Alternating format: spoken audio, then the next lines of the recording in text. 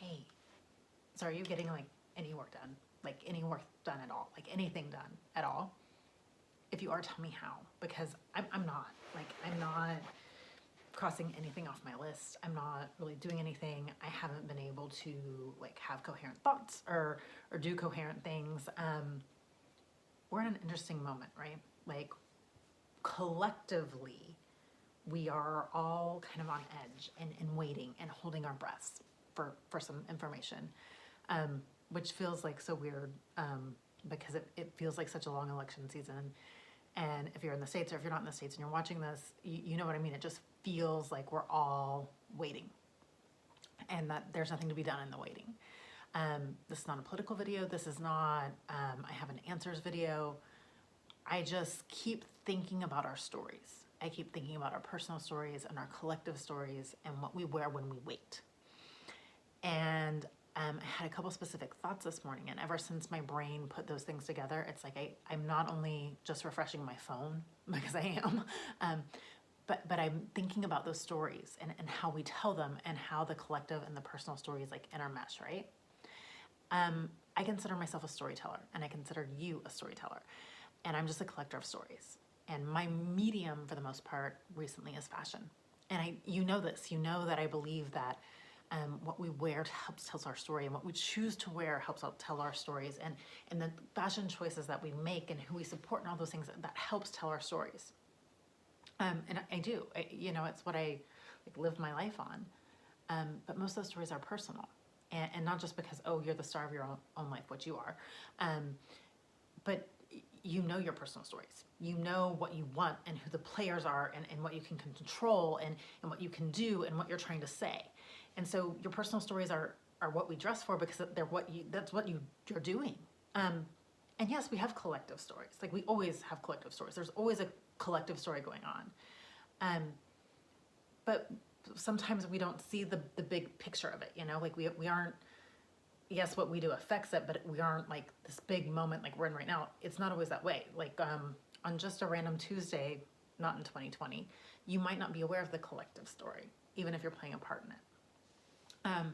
And in fact, even though obviously like the collective stories and our personal stories intermesh and they affect each other, although, we still tell our personal stories because we don't live in a dystopia where they don't take away your choice.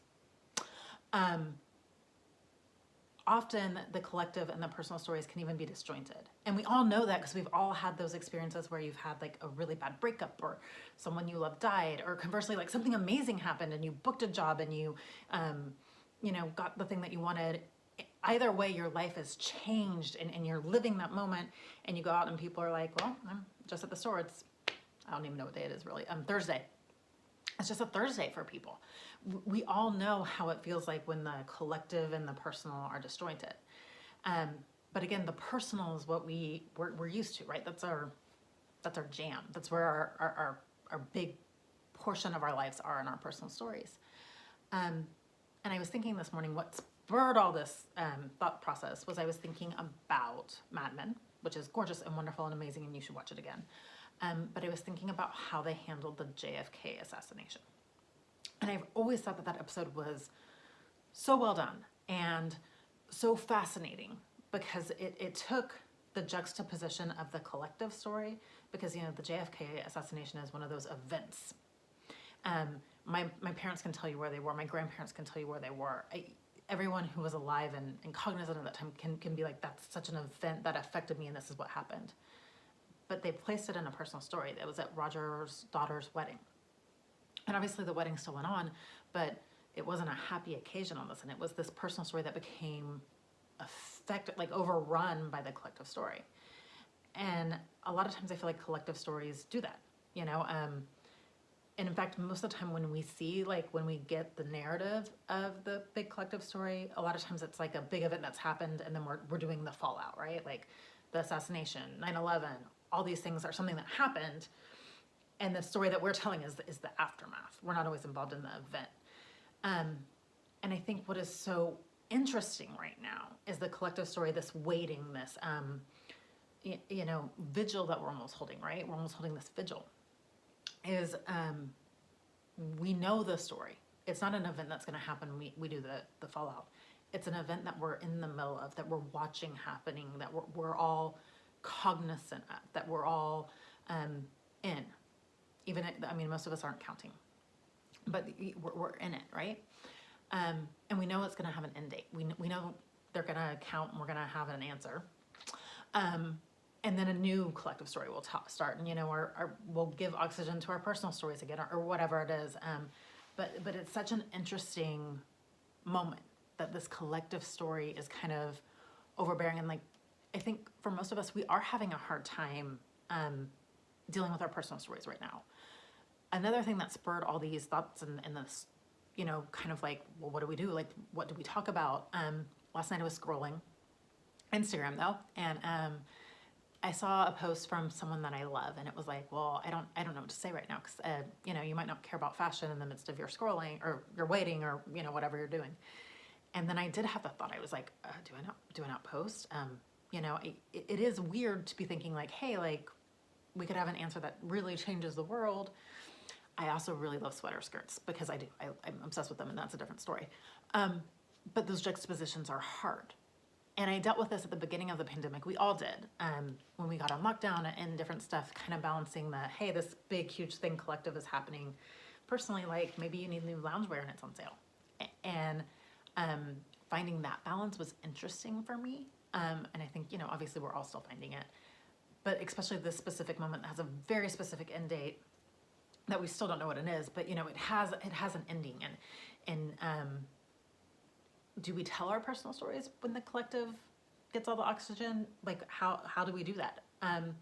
Because then how I process our stories obviously is through fashion. So I start thinking about what I'm wearing, and yeah, I'm in sweats. I went for a hike earlier, because on a hike you can still refresh your phone, really and truly. But I'm wearing a very specific sweatshirt that I love for a very specific reason. And even though, I'm not off counting or doing anything, as I'm collectively telling the story of waiting, this is what I'm wearing. And that's, my story in it. And what are you wearing to wait? Like, what are we wearing to wait? Is that our personal story right now? Is that the collective story right now? I can't stop thinking about these things. I can't stop thinking about the collective stories versus our personal stories, and what we're wearing for each of them, and how we might be balancing each of them. And yeah, I mean, for me as a business person, like it affects what I post, it affects what I'm doing. But I can't stop thinking about it just in the wonder of like, well, what are we doing with our stories? Like, how are we telling them? What are we using to tell with each other? So what are you wearing to wait? Like, I don't know, what should we be wearing to wait? Do we get like in our fancy ball gowns? Do we lie when we tell our grandkids in a million years, not a million years, but you know what I mean? Like down the road, what we were doing this moment, were we all dressed up? Like, how are we gonna wait? What's the story of our waiting? And what's the personal story of our waiting versus the collective story of our waiting? And what are we wearing? Tell me, what do we do? I clearly have zero answers. I guess wear cute, sassy sweatshirts is my answer. I don't know, my friends. I guess we wait. But I'm not unopposed to going and putting on a nice fancy dress and waiting, looking like fantastic either. Or just lying and saying we did. Anyway, that's what I'm thinking about today. Tell me what you're wearing to wait. Tell me how you're handling this moment. I want to know. And now I'm going to try to turn off my video in a very classy way.